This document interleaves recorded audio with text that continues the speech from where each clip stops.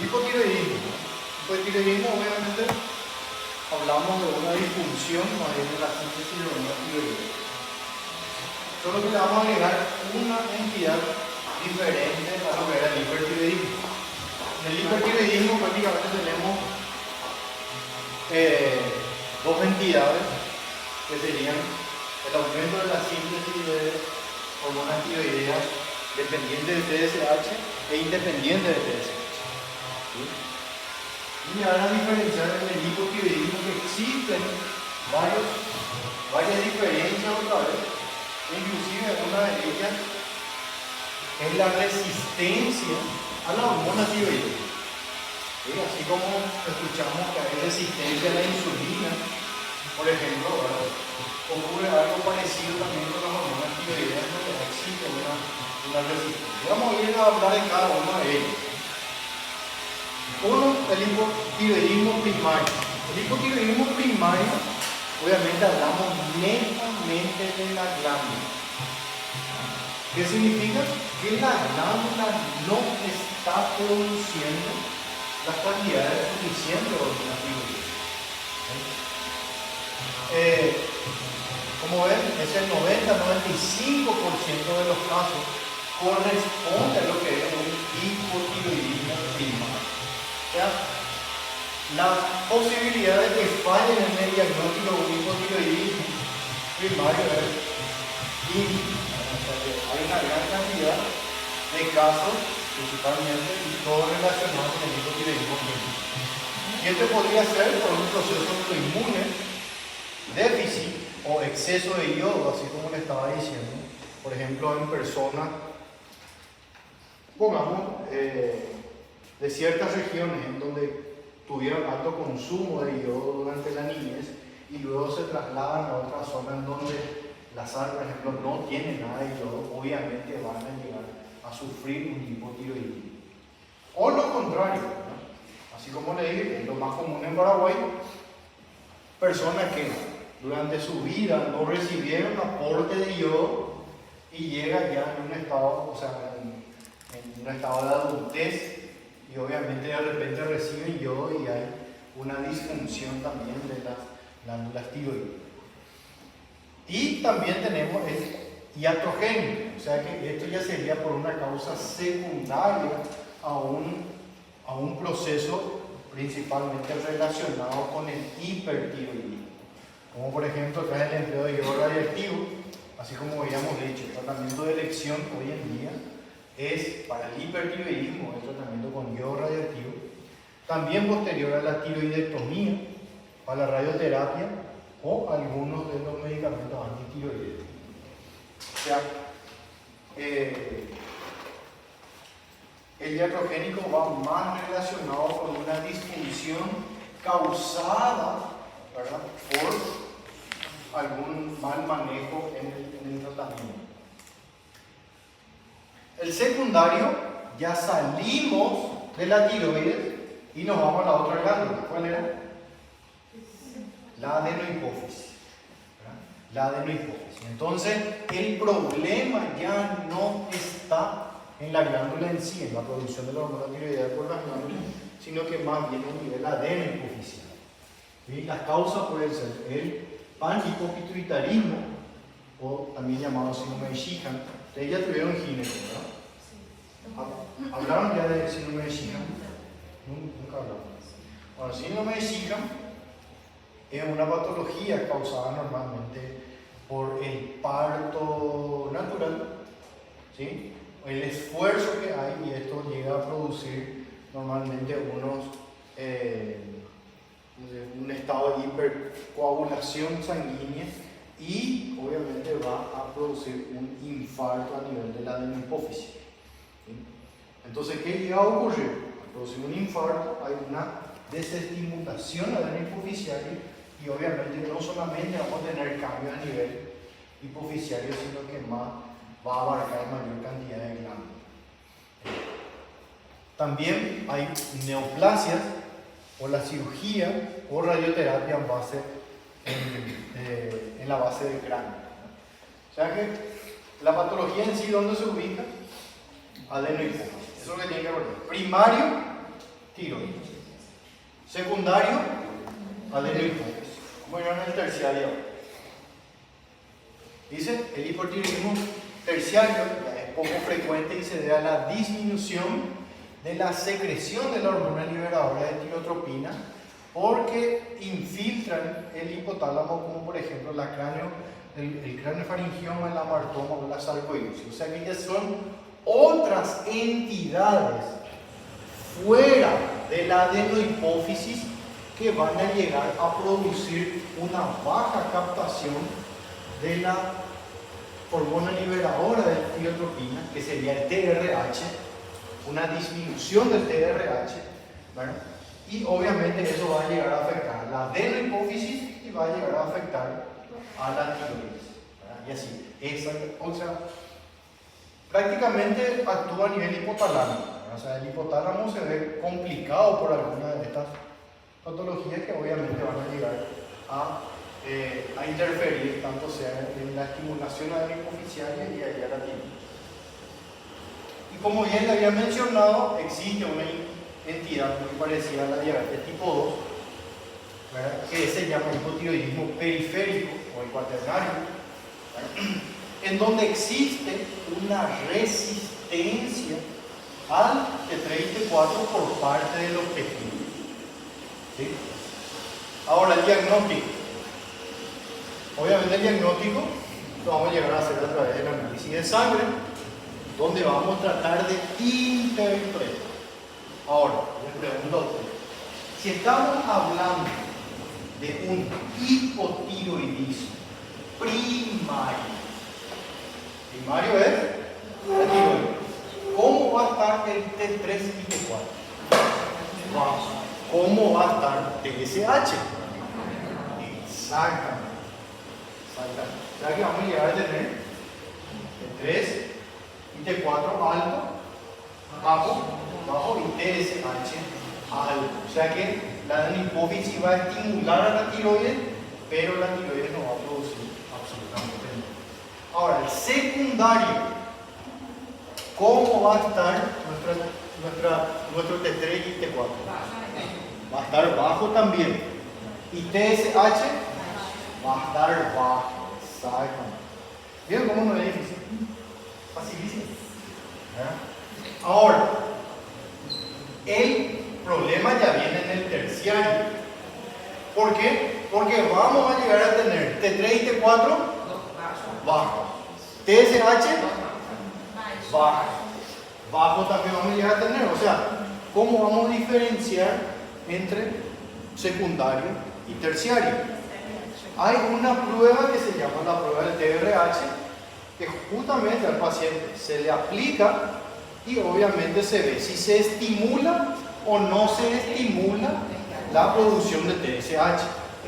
Si después de la aplicación del TRH empieza a subir el TSH, llegamos a qué diagnóstico? A un terciario. Ahora, si yo le aplico el TRH, igual no sube el TSH, ¿cuál es el diagnóstico? Secundario. ¿Entienden? O sea, eso nosotros vamos a llegar a utilizar. Otra vez, repetimos. ¿Sí? Bueno, si nosotros tenemos T3 y T4 bajo, obviamente estamos hablando de hipotiroidismo. TSH bajo, ¿verdad? O sea que hay una hipoestimulación adenohipofisial. Pero yo no sé si esa hipoestimulación adenohipofisiaria es por una disfunción de la adenohipófisis o es por una disfunción hipotalámica. Entonces, ¿qué hago? Le aplico el TRH, que sería hipotalámico. Si es un terciario o un hipotalámico puro, después de la aplicación del TRH, ¿qué va a llegar a pasar con el TSH? Va a empezar a subir. ¿Por qué? Porque mi adenohipófisis está bien. Y si mi adenohipófisis está bien, mi tiroides también va a estar bien. O sea que va a empezar a subir los dos. Ahora, si yo le hago el TRH y no sube TSH, y tampoco sube el T3 y T4, ¿qué significa? Que el problema es mi adenohipófisis. ¿Vale? y adenohipófisis entonces es secundario. Ahora, cuando hablamos del periférico, ¿cómo va a estar el TSH? Alto. El T3 y T4, ¿cómo va a estar? Pero la clínica que va a presentar mi paciente es de hipotiroidismo, que muchas veces suele llegar a ocurrir eso. Yo suelo escuchar muchos que dicen, pero tu laboratorio dice que vos tenés hipertiroidismo, pero estás obesa, está con hipotensión, está con temperatura baja, con bradiarritmia, ¿verdad? O sea, tiene todas las características de un hipotiroidismo, pero su laboratorio aparece en T3 y T4 elevado. O sea, ahí hablamos nosotros de una resistencia o un hipotiroidismo periférico. ¿Entienden? ¿Bien? Vamos a repetir otra vez. Primario, TSH, primario, TSH, alto, T3 y T4, secundario, los dos, terciario, los dos bajos, pero aplicando el TRH empiezan a subir los dos. ¿Sí? Acuérdense, terciario se aplica el TRH. Y el cuaternario periférico, los dos altos. Pero clínica de hipotiroidismo. A prova eu vou aplicar só no terciário. Sí, solo en el terciario. No secundário no terciário. É quando Exatamente. dois abaixo, Sí.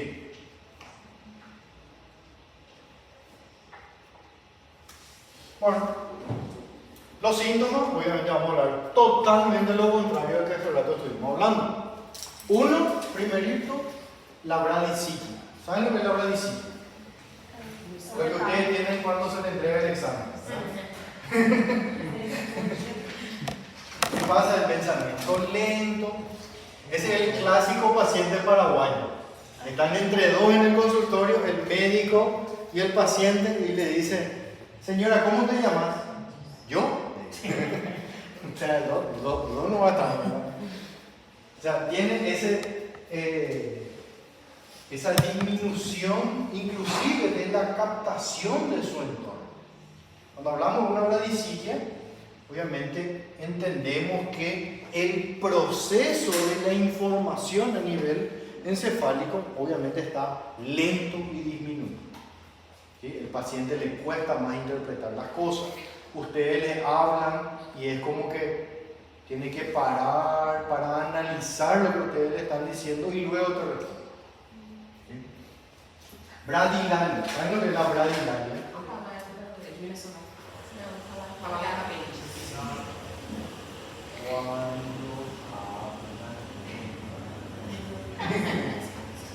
Sí, pero normalmente asociado también a una leve afasia, o sea que la articulación de la palabra inclusive está disminuida.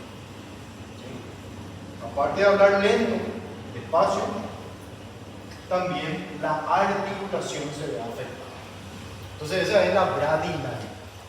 La tonalidad de la voz se vuelve más grave. ¿Por qué se volvería más grave? Por el mixedema propiamente que produce, ¿verdad? O sea, no solamente hay obesidad, sino que prácticamente todo lo que es tejido blando empieza a aumentar de tamaño, inclusive las cuerdas vocales, y eso hace que el paciente agrave la voz. ¿Sí? A una mayor somnolencia, que ya les estuve explicando que obviamente interfiere dentro del metabolismo neuronal. Hipotimia, ¿saben lo que es una hipotimia?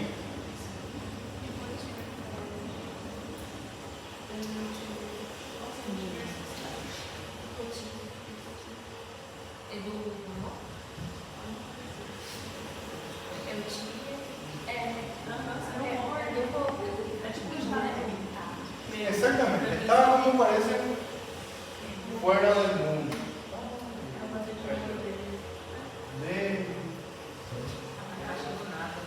Sí.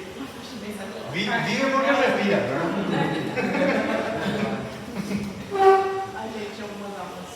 Una de sus características principales es la arreflexia aquiliana. ¿Saben lo que es la arreflexia aquiliana? ¿Dónde está el tendón de Aquiles? Aquí, ¿verdad? Ustedes le van a dar un martillazo y no va a tener esa estimulación de la hiperextensión plantar, ¿verdad? O sea, va a quedar ahí. También estos pacientes comúnmente van a referir calambres e hipertrofia muscular. El músculo empieza a ir. O sea, si ustedes ven esa obesidad del hipotiroidismo, no es solamente grasa. La propia musculatura del paciente empieza a aumentar. Acuérdense que para que haya un catabolismo, obviamente tiene interferencia la disminución del metabolismo celular en sí. Toda esa energía que se consume va a generar nuevos tejidos. Y obviamente el paciente va a estar obeso, va a tener tejido adiposo, pero también la musculatura va a llegar a aumentar. Es diferente ver un obeso por consumo de comida que ver un obeso por hipotiroidismo. Es totalmente diferente la masa muscular. Y también va a haber ataxia cerebelosa en los casos más graves. ¿Ustedes saben cuál es la función del cerebelo? Equilibrio nomás. Equilibrio del oído. No es el equilibrio. El encargado del equilibrio es el oído. Es la cóclea. El cerebelo se encarga de interpretar las informaciones que recibe de los pulsos musculares profundos, de la vista, del olfato, de la lengua, y obviamente llega a realizar algún tipo de proceso en base a eso para que nosotros podamos realizar un movimiento. Vean un ejemplo, este vaso. Levantar sin que se rompa el vaso. Obviamente vas a levantar levemente. ¿Por qué? Porque tu ojo llegó a interpretar que es un material frágil, que si ustedes aprietan de más, obviamente va a cambiar la estructura. Pero si ustedes están con una ataxia cerebelosa, como por ejemplo cuando están un poquitito pasado de trago, ¿qué hacen? No hay esa interpretación y el vaso van a empezar a darle mayor fuerza, perdón, no se lo más fuerza, y obviamente los movimientos van a ser más toscos y lo mismo que yo sé que no le pasó aún en un estado de embriaguez, pero seguramente vieron algún colega, compañero, vecino, que la forma de caminar cambia, por ejemplo, ¿verdad? ¿Sí?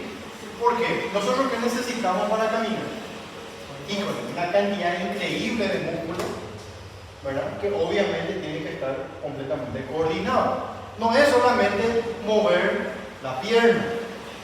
Acuérdense que el eje central del cuerpo también lo lleva a la columna. Que si nosotros subimos algo empinado, ¿qué hace nuestra columna? Va hacia adelante. ¿Qué pasa si hacemos una bajada? Va hacia atrás. ¿Por qué? Creando un eje constantemente. ¿Qué hace el borracho? Porque esa interpretación de su ambiente obviamente es defectuosa y va a generar una mayor contracción de la musculatura intervertebral que va a llevar el eje central hacia atrás. Bien, hay un aumento de la contracción que lleva todo el cuerpo hacia atrás y obviamente ya no es un paso limpio, ¿verdad? Va a ser ya todo es tosco. Cuando hablamos de ataxia cerebelosa, obviamente tenemos esa sintomatología. Te van a llegar a ver que el paciente se levanta y está la marcha está afectada. ¿Entienden? ¿Sí? Por eso le digo, no tiene nada que ver el cerebelo con el equilibrio. En realidad el que nos da el equilibrio es el oído, que es el que se comunica muy íntimamente con el cerebro. El cerebro. ¿Sí? Pode ser que seja coordenar.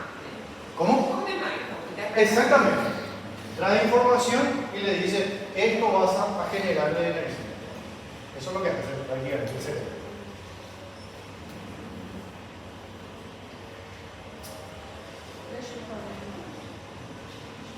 En este semestre, neuro...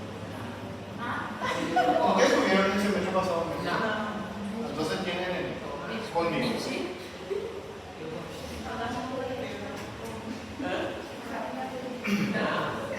Bueno, ahora totalmente lo contrario. La piel va a estar seca, como teníamos en el hipertiroidismo. Porque estaba húmeda en el hipotiroidismo. Claro, para perder el calor. Entonces, hay constantemente una estimulación de la sudoración.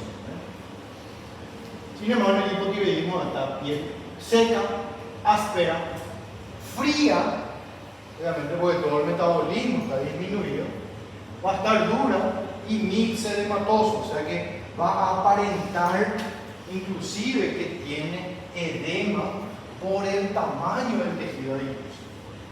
Y ahí es donde nosotros tenemos que hacer también la semiología del edema. ¿Ustedes saben hacer la semiología del edema? ¿No?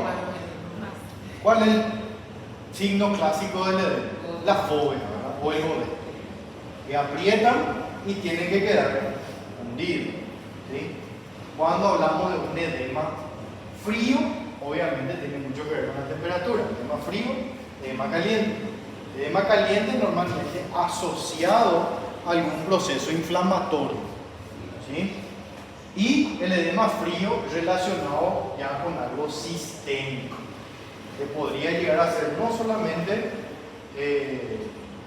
¿cómo le digo?, por déficit proteico, sino que también una insuficiencia cardíaca me va a dar un edema frío. ¿Sí? Ahora lo otro, el godet. El godet también vamos a llegar a tener en cuánto tiempo se repone. Un edema causado por una hipoproteinemia, obviamente que yo voy a llegar a tener un godet que dure más de 2 segundos. O sea que le voy a apretar y el godet prácticamente va a quedar y de a poco va a volver a lo normal. En el mixedema ocurre prácticamente algo muy parecido. Ustedes van a ver como un edema, van a palpar, a la primera palpación parece edematoso, pero al hacer el godet y soltar el dedo, vuelve rápidamente ese godet, como si fuese que hay un tejido adiposo. La diferencia que se siente en el tejido adiposo cuando ustedes presionan es totalmente diferente a lo que es el mixedema. Eso, lastimosamente, solamente tocando van a poder llegar a interpretar. Pero el mixedema vuelve otra vez rápidamente. Otra de las cosas, las uñas crecen lentamente y las heridas demoran en cicatrizar. El pelo se torna grueso, y es quebradizo. La fascia es típica apática, amarillenta, con aspecto botagado. El paciente siempre parece que está cansado. ¿Sí? Hay el mixedema también periorbitario, que es algo muy parecido a lo que había en el hipertiroidismo. Y se aprecia la caída de las cejas. Acá. Al final de la ceja parece que siempre está caído, como que preguntándose tristemente algo, ¿verdad? ¿Qué pasó? Miren, tiene esa característica, o sea, tipo la ceja cae.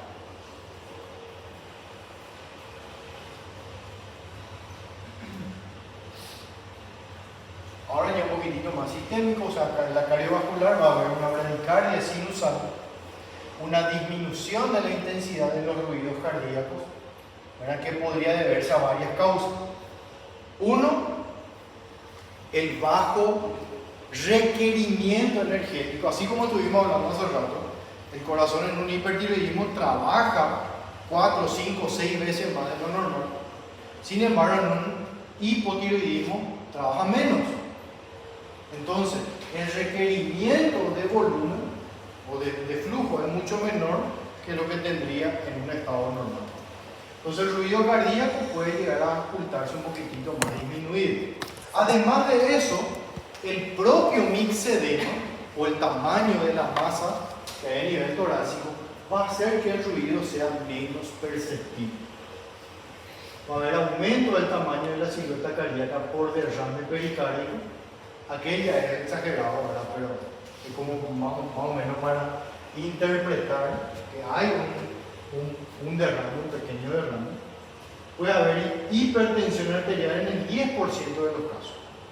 Esto es lo que de repente puede llegar a confundir, ¿verdad? Porque normalmente nosotros decimos hipotiroidismo, va a haber hipotensión. Sí, en la mayoría hay, pero 10% de los casos de hipotiroidismo pueden llegar a presentar hipertensión arterial. ¿Perdón? Sería tipo una compensación. Sí, que también tiene que ver con la masa muscular. La angina de pecho también es otra de las características, ¿verdad? Debido a la mayor incidencia de la hipercolesterolemia. ¿Cómo que hay baja utilización de energía? Obviamente toda esa energía no se elimina por la orina ni por la materia fecal, sino que se absorbe y si ya no hay lugar para meter, se transforma en grasa. Entonces va a haber hipercolesterolemia. A nivel digestivo, va a haber constipación, podría llegar a haber vídeo paralítico y un megacolon mixedematoso también, que aparenta como el... ¿Cómo se llama el signo? Pile de moneda. Que normalmente se suele llegar a ver en una oclusión, ¿verdad? Pero obviamente este paciente va de cuerpo, tiene ruidos intestinales, pero son leves y leves.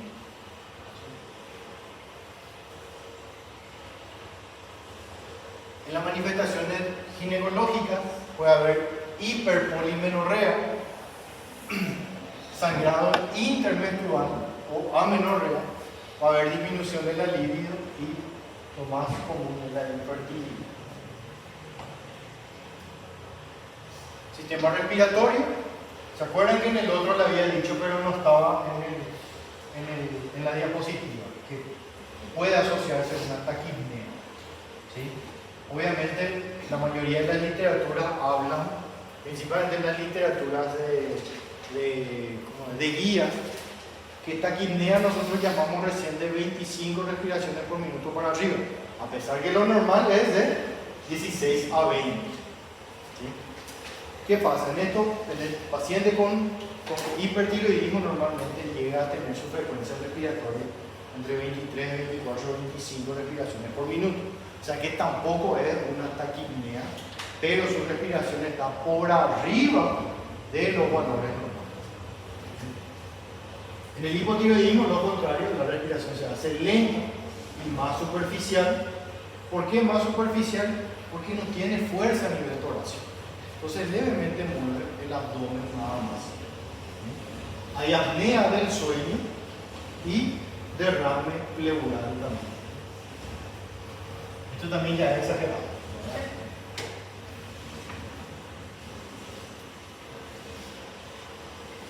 Bueno, a nivel metabólico va a haber disminución del metabolismo energético basal y hay una intolerancia al frío y a la baja temperatura.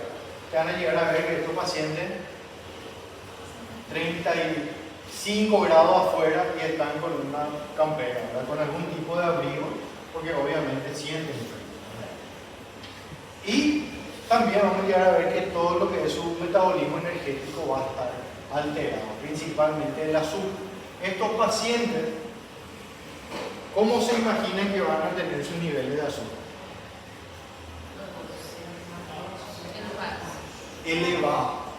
¿Por qué va a estar elevado? Porque no hay utilización de energía. Hay una resistencia insulínica.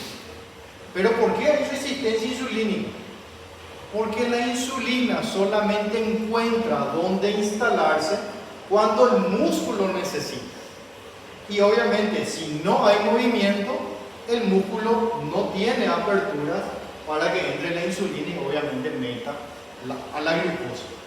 Entonces, ¿qué pasa? La glucosa va a llegar a aumentar y obviamente se va a generar también ese metabolismo lipídico, o sea que la transformación de glucosa en ácido graso. También a nivel sanguíneo vamos a llegar a tener anemia, pero esta anemia no es por una destrucción de la médula, sino que es por una disfunción medular, o sea que la médula trabaja menos, entonces prácticamente llega a generar menos células sanguíneas. Hay una hipercolesterolemia, disminución de la eritropoyetina, vitamina B12 y en la absorción de hierro también se va a ver afectado. Todo esto relacionado principalmente con la absorción.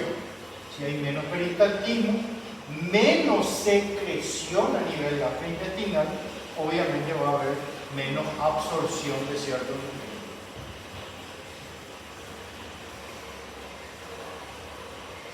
Bueno, el diagnóstico prácticamente lo hacemos a través del laboratorio, ¿verdad? Con los niveles de sangre. Acá lo único que dice es lo que recién estuvimos diciendo. ¿Cómo va a ser un hipotiroidismo primario? T3 y T4 disminuido, TSH bajo, alto. En el secundario, los dos bajos. Terciario, los dos bajos, pero con una estimulación del TRH, los dos van a aumentar. Eso no lo tiene. No es nada complicado, nada.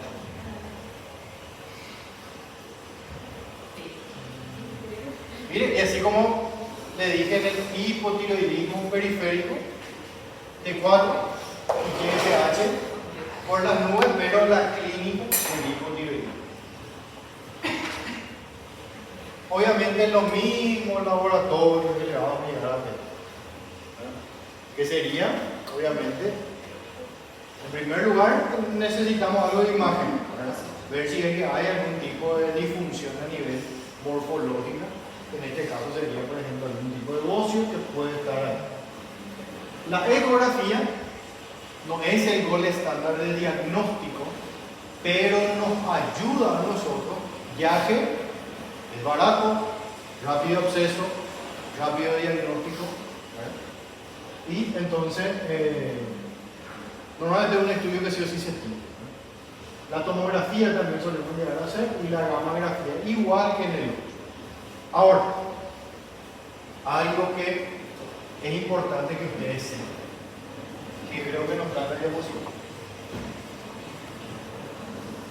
Si yo tengo una paciente con signos de hipotiroidismo, tiene antecedente familiar de patología tiroidea, viene de una región típica donde hay problema de tiroides y viene con una tumoración, ¿le hago o no le hago ecografía? Ya no hace falta, pero ¿qué tengo que hacer? Esa tumoración puede ser neoplásica. Entonces, en ese caso, ¿qué sería lo ideal? ¿Entienden? ¿Sí? Ese es prácticamente lo único. Cuando yo reúno absolutamente todas las características clínicas, inclusive laboratoriales, pero me llama la atención el tipo de tumoración que tiene en el cuello. Ahí lo que no le voy a pedir primeramente, la ecografía, voy a ir directo a un mapa. Tema de examen.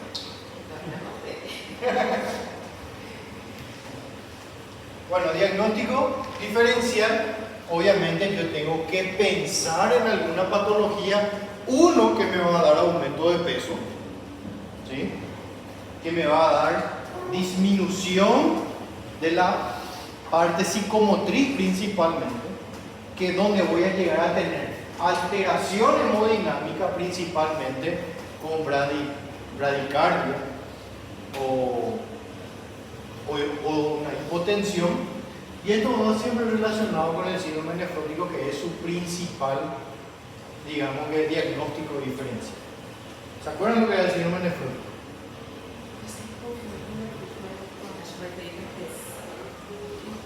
No, nefrótico. Ese es nefrítico, es hipertensión.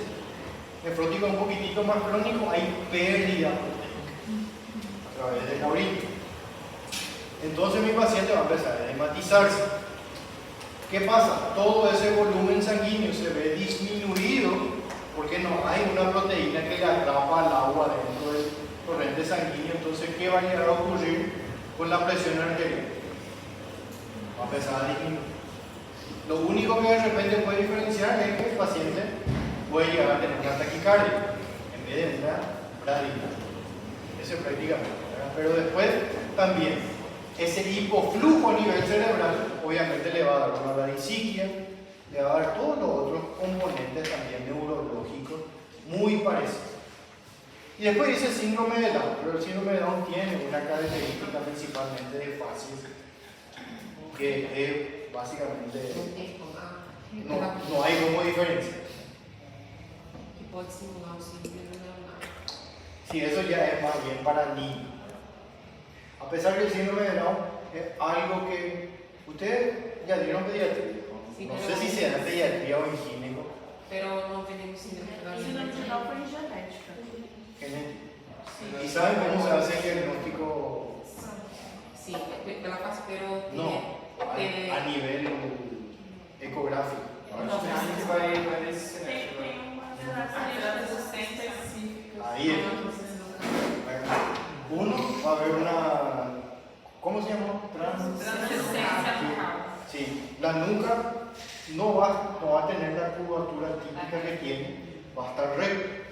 Y ustedes saben que después de nacer eso lleva. El paciente con síndrome de Down parece que el cuello está recto, no tiene la famosa cabeza y luego la curva que va a salir del cuello. Todo es recto. ¿Verdad? Y eso lleva. O sea que yo, al menos en el adulto, no van a tener como diagnóstico diferencial un síndrome de Down, ¿verdad? Pero en el niño, de repente sí. Como que no soy médico. Bueno, las complicaciones, el coma mixedematoso es el mayor problema.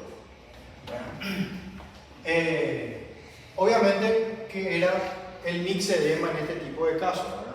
Es justamente el aumento de todo lo que es el tejido, principalmente el tejido conectivo, que podría llegar a afectar inclusive el sistema nervioso, ¿verdad?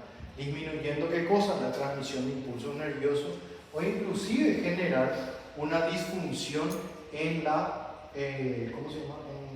En la red de cableado neurológico, ¿verdad? Esto me puede llevar inclusive hacia un estupor, que también está relacionado con la baja captación de T3 y T4 por el tejido neurológico. Entonces el paciente puede tener estupor, coma, hipotermia, una bradicardia extrema. Una vez tuvimos un paciente, bueno, pues en el hospital militar, cuando hacíamos mi residencia, el paciente vino con una frecuencia cardíaca de 16, ¿verdad? Y no tenía ningún bloqueo, no tenía absolutamente nada. O sea, su frecuencia cardíaca era de 16, así, pero con onda P, QRST, todo eso. ¿Verdad? Estaba en un coma mixedematoso. Hipotensión arterial, depresión respiratoria, también va a haber convulsiones, e inclusive lleva a la muerte. El coma mixedematoso es la complicación más grave en un hipotiroidismo.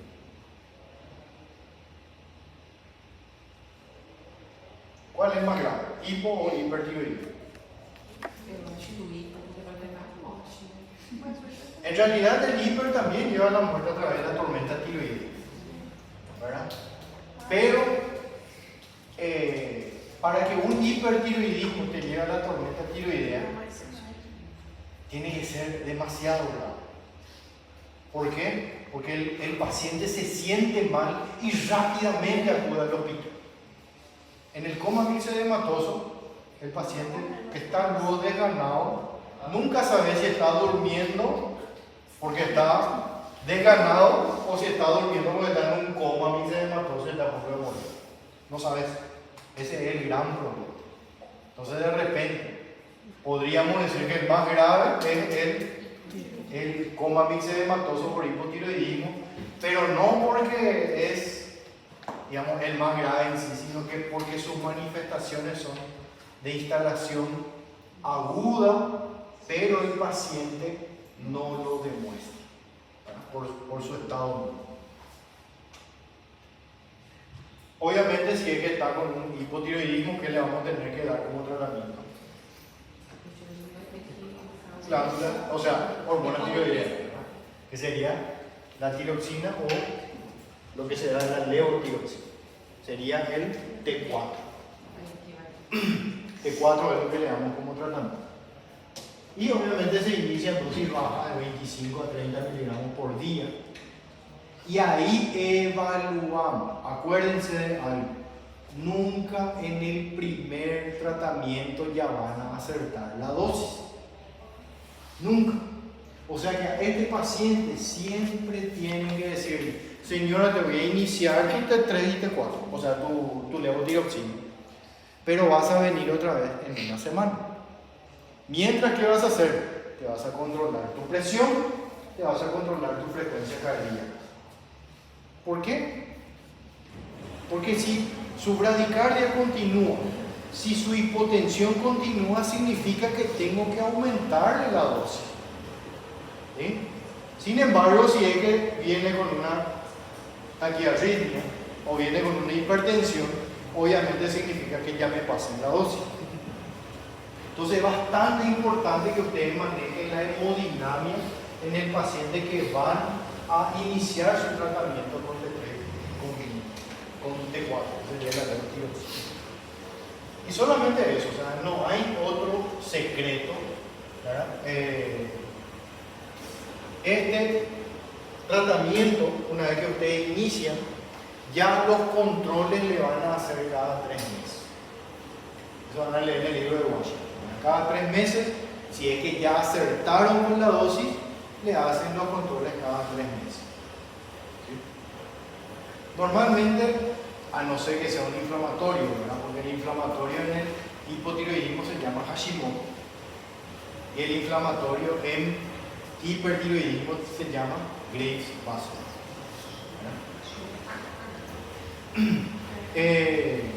Normalmente esos son autorresolutivos. Gracias a Dios son los más comunes. ¿Por qué? Porque gracias a Dios, porque son autorresolutivos. O sea que en algún momento va a mejorar y mi paciente va a volver a su vida normal. El problema es cuando se vuelve más crónico. ¿Sí? Entonces ahí lo que va a tener que tener un seguimiento un poquitito más de cerca. Y bueno, básicamente eso. Se puede llegar hasta 300 miligramos día. Si es que no mejora la hemodinamia con 300 miligramos día, tendríamos que evaluar ya otra causa que esté debilitando la mejoría en el paciente. E inclusive sospechar de un hipotiroidismo periférico ya sobreagregado. O sea que no solamente el hipotiroidismo propiamente dicho, sino que ya hay una resistencia también al T3 y al periférico. Bueno, vamos a quedarnos ahí. Por ser primer día, dimos los dos. Quiero que vayan y lean, ¿verdad? El Washington no es largo. Creo que el hipertiroidismo tiene 4 páginas, si es que no me equivoco. Ahí le explica absolutamente todo el protocolo de manejo de hoy en día, cada cuándo hacer los controles, en quién hago tal y tal medicamento, en embarazadas, en niños y en el resto de las personas. Entonces, por favor, den esa ojeadita. Y obviamente también explica lo que ustedes van a encontrar a nivel ecográfico, tomográfico y gamma gráfico. Entonces es bastante importante que capten eso. Como les digo, en la próxima clase vamos a iniciar ya diabetes. Si es que de repente quieren dar una leidita, o por lo menos un repasito, no hace falta que lean el farrero de travieso para venir, de repente Wikipedia es suficiente. No, en serio, ¿verdad? Pues la idea, yo siempre digo que el alumno ya tiene la información, ya en el fondo, ¿verdad? Pero tiene, ¿verdad? La idea es que regresen por lo menos cierto tipo de conceptos para que podamos hacer una clase un poquitito más dinámica, que sea más fácil de captar para ustedes. Entonces voy a tratar de traer también algún caso clínico, por ejemplo, de hiper o hipotiroidismo. Entonces, antes de iniciar la clase de diabetes, damos una pequeña referencia clínica de lo que es hipo y hipertiroidismo para después ya entrar en diabetes. ¿Está bien? ¿Tienen todo presente?